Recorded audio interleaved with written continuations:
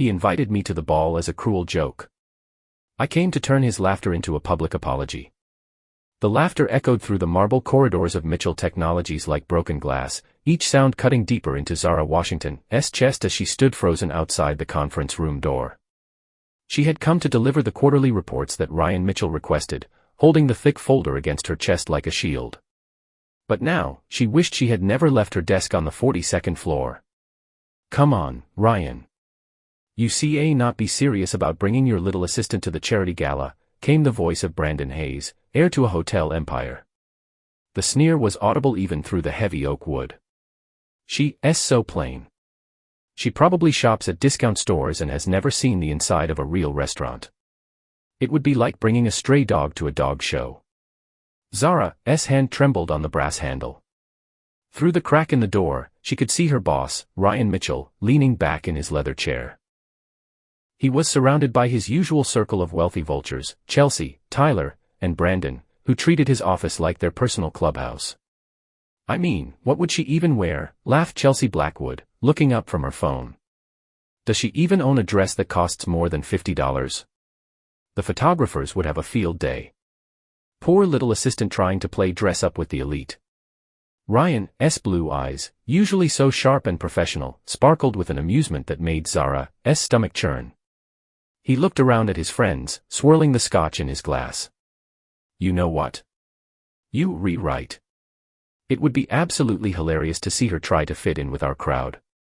Can you imagine her face when she realizes she does not belong?" "Do it," urged Tyler Constantine. "Invite her as your date. It'll be the joke of the century. We can all watch her stumble around in cheap shoes, probably spilling wine on herself. I bet $1,000 she leaves in tears before the main course." "Make it 5,000, Ryan said, his voice smooth and cold. "Fine. I'll invite Zara Washington to be my date to the most exclusive charity event of the year. But we all know how this will end. She'll probably make some excuse about being sick. And if she actually shows up?" Chelsea asked, her voice dripping with anticipation. "Then we'll all get the entertainment of watching her realize she's completely out of her league," Ryan replied. "It'll teach her to know her place." The group erupted in laughter again, and Zara felt her face burn with humiliation. She had worked for Ryan Mitchell for 2 years. She handled his schedule, managed his business affairs, and cleaned up his messes. She was working on her MBA at night while caring for her mother, who was battling cancer. She had convinced herself that despite his arrogant exterior, Ryan was a decent man. She was wrong. To him, she was nothing more than a source of amusement. A prop. Zara's heart pounded so hard she thought it might burst. Every instinct screamed at her to run back to her desk, grab her purse, and never return to this building again. She wanted to disappear. She wanted to cry. But then she thought about her mother lying in a hospital bed, telling her to never let anyone make her feel small. She thought about the emergency fund she had been saving for 3 years, money meant for a rainy day, or a medical crisis. A cold, hard resolve settled in her chest. She straightened her spine, smoothed her simple navy skirt, and knocked on the door. "Come in," Ryan called out, his voice instantly shifting to a professional tone. Zara entered. She kept her face entirely neutral, a mask of perfect efficiency. She placed the folder on his desk. "The quarterly reports, Mr. Mitchell." Ryan looked at her, and for a second, she saw a flicker of hesitation in his eyes, quickly replaced by that cruel, calculating glint. The room fell silent. Chelsea and Brandon exchanged delighted smirks. "Actually, Zara, I have something to ask you," Ryan said, leaning forward. "The Henderson Foundation Charity Gala is this Saturday night. It's a very important event. I need a date, and I was wondering if you would accompany me." Zara felt the eyes of the billionaires on her skin like insects. She knew it was a trap. She knew the floor was rigged to drop out from under her. "I would be honored, Mr. Mitchell," she said, her voice clear and steady. "What time should I be ready?" The surprise on Ryan's face was genuine, but he quickly recovered. "The car will pick you up at 7. It's black tie. Very formal." "I understand," Zara replied. She turned and walked out, feeling their gazes on her back. As the door closed, she heard the explosion of laughter resume. Oh my God, she actually said yes. Zara walked to the elevator, her legs shaking. She did not go back to her desk. She went straight to the bank. She withdrew every cent of her emergency savings.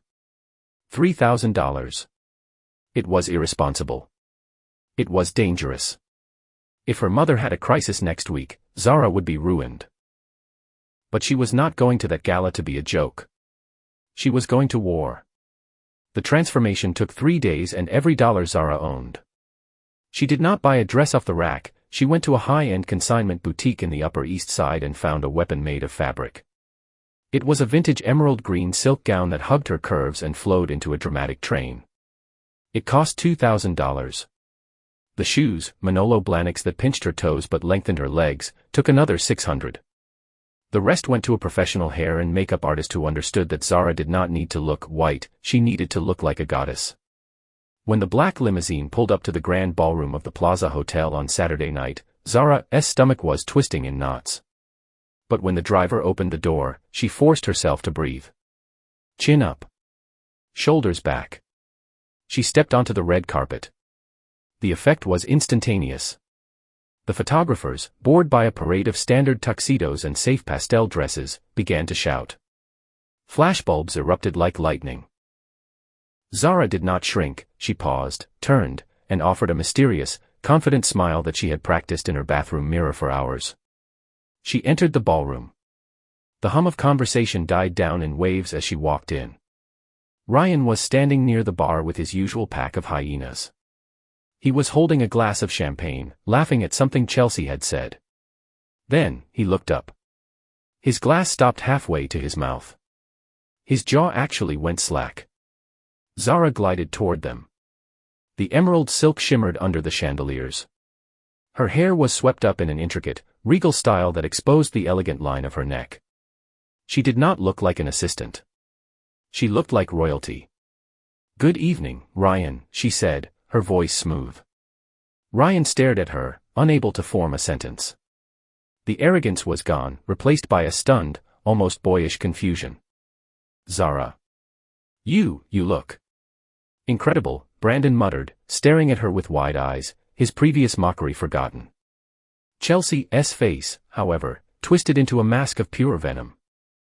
She looked at her own expensive designer dress, then at Zara's striking appearance, and the jealousy radiated off her in waves. Well, Chelsea said, her voice shrill.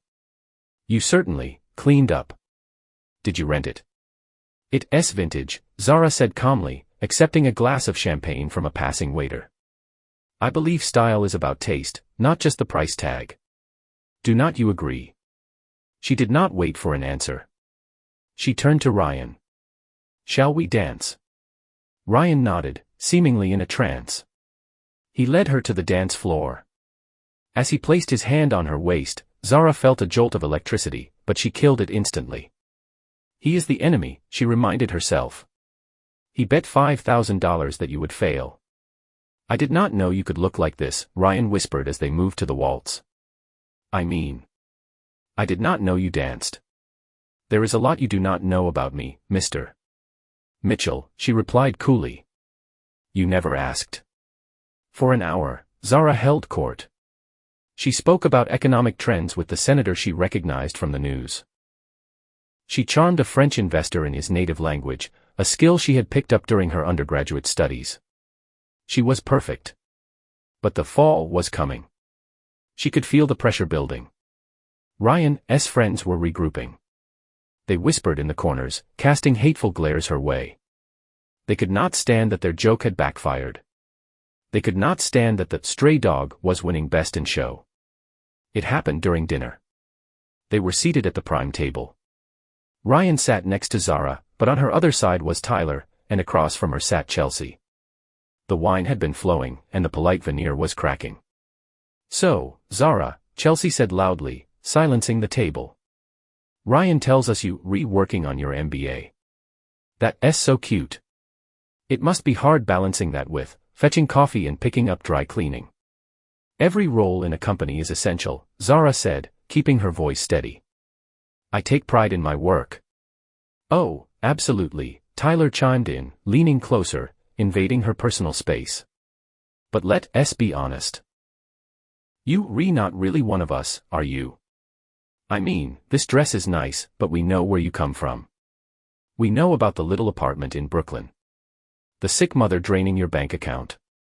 Zara froze. How did they know? Ryan. He had access to her HR files. He must have told them. The betrayal hit her harder than any insult. Is it true? Chelsea pressed, her eyes gleaming with malice. Did you spend your whole year's salary just to try and impress us tonight? To play pretend for a few hours? The conversation at the nearby tables stopped. All eyes turned to them. We have a little bet going, Brandon announced, slurring slightly, standing up to draw the room's attention. Ryan here bet $5,000 that you embarrass yourself. But I think the real embarrassment is pretending to be something you're not. He pulled out his phone. Assistant watch 2025. We've been tracking your little makeover all week. It's hilarious. You actually thought you could sit at this table and nobody would notice you do not belong. Zara felt the blood drain from her face. The beautiful ballroom warped into a nightmare. The clinking of silverware sounded like the laughter from the conference room, amplified 1,000 times. She looked at Ryan. He was sitting frozen, his face pale, staring at his friends as if seeing them for the first time. Tell them, Ryan, Chelsea sneered. Tell everyone about the bet. Tell them she's just the help. Zara stood up. Her legs felt weak. The shame was a physical weight, crushing her lungs. The emerald dress felt like a costume. The beautiful shoes felt like torture devices. She had spent everything she had to prove she was worthy, and they had stripped her naked in front of the city's elite. Excuse me, she whispered, her voice breaking. She turned to flee. Sit down, Zara. The voice was not hers. It did not belong to Chelsea or Brandon. It was Ryan. But it was not the smooth, mocking tone from the office. It was a command, deep and vibrating with a suppressed fury that silenced the entire room. Zara paused, her hand gripping the back of her chair. She looked at Ryan. He was not looking at her. He was looking at Brandon, who was still standing with his phone out, a stupid grin plastered on his face. Ryan stood up. He did not look like a billionaire playboy anymore. He looked dangerous. Ryan, come on, it's just a bit of fun, Tyler chuckled nervously, sensing the shift in the atmosphere. We won the bet, did not we? The bet, Ryan repeated. He walked around the table until he stood between Zara and his friends. He looked out at the silent ballroom, at the hundreds of faces waiting for the punchline. Yes, there was a bet, Ryan said, his voice projecting clearly to the back of the room. I bet $5,000 that Zara would fail tonight. I bet that she would not belong. Chelsea giggled. And look at her. She's shaking. Shut up, Chelsea, Ryan snapped. The violence in his voice made Chelsea recoil as if slapped. He turned to the crowd. I made that bet because I was arrogant. Because I was blind. And because I was trying to impress people, he gestured to his friends with disgust, who measure worth by the balance of a trust fund they did not earn. A gasp rippled through the room. You want to know the truth about Zara Washington? Ryan continued, his voice rising with passion. He looked at Zara, and for the first time in 2 years, his eyes were wide open. She manages my entire life. She works 12-hour days. She is graduating top of her class in her MBA program next month. And she does all of this while caring for her mother, who is fighting stage 4 cancer. Zara's breath caught in her throat. He knew. He knew about her mother, about her grades. He had been paying attention, even when she thought she was invisible. Ryan turned back to Brandon. You asked if she belongs here? Brandon, you have not worked a day in your life. You failed out of 3 colleges your father paid for. And you, he pointed at Chelsea, run a charity that spends 80% of its donations on your own travel expenses. The room was deadly silent. Chelsea's mouth opened and closed like a fish. Zara does not just belong here, Ryan said, moving closer to her. He reached out and gently took her hand. His grip was warm and solid. She is the only person at this table who actually deserves to be here. She earned every thread of that dress. She earned her place. And I. He paused, looking down at her, ignoring the crowd. I am the one who does not belong. Because I was willing to humiliate the most brilliant, hardworking, and beautiful woman I know just to get a laugh from a bunch of parasites. Ryan reached into his tuxedo jacket and pulled out his checkbook. He ripped out a check he had already written and slammed it onto the table in front of Brandon. Here is your $5,000, Brandon. I lost the bet. Because Zara did not embarrass herself. I embarrassed myself. He turned to the rest of the room. I apologize to Ms. Washington. And if anyone here has a problem with her, you can leave. Now. For a heartbeat, no one moved. Then, slowly, the distinguished senator whom Zara had spoken to earlier began to clap. Then the French investor. Then the woman from the art gallery. Within seconds, the applause swelled into a roar. It was not polite applause, it was a thunderous validation. The tide had turned. The elite, fickle as they were, respected power and drama, and Ryan had just delivered the ultimate power move. Brandon, Tyler, and Chelsea stood there, red-faced and shrinking. They looked small. They looked cheap. Without a word, Brandon grabbed his jacket and shoved his way through the crowd toward the exit, with the others trailing behind him like beaten dogs. Zara stood in the center of the applause, but she only saw Ryan. Her heart was hammering against her ribs, but the shame was gone. In its place was a fierce, burning pride. Ryan did not smile. He looked terrified. He looked like a man waiting for a verdict. He offered her his arm, not as a prop, but as a lifeline. Let us get out of here, he murmured. They left the ballroom, leaving the applause behind, and walked out onto the quiet stone terrace overlooking Central Park. The night air was cool against Zara's flushed skin. Ryan walked to the stone railing and gripped it, his knuckles white. I do not expect you to forgive me, he said, staring out at the city lights. I was disgusting. I let them talk about you like that for years. I laughed with them. Yes, you did, Zara said softly. She moved to stand beside him. She did not let him off the hook. I heard you, Ryan. In the office. It broke my heart because I respected you. Ryan turned to her. I know. I saw your face tonight when Brandon brought up the bet. It killed me. Seeing you walk in here, seeing you outshine everyone, it woke me up. I realized I've been living in a bubble of toxic garbage, and you were the only real thing in my life. I spent my emergency fund on this dress, Zara admitted, looking down at the silk. $3,000. If my mom gets sick tomorrow, I do not know what I'll do. Ryan reached out, his hand hovering near hers before he pulled back respectfully. You will not have to worry about that. Tomorrow morning, I am firing Brandon's consulting firm. And I am promoting you. Not because of tonight, and not as an apology payment. But because you already doing the job of a COO, and I've been underpaying you for it. I do not want charity, Ryan. It's not charity. It's back pay. And a raise. And full medical coverage for your mother. He took a deep breath. And I want to ask you something else. What? I want you to help me start a new division of the foundation. Someone needs to decide where the money goes, someone who actually understands what it means to struggle.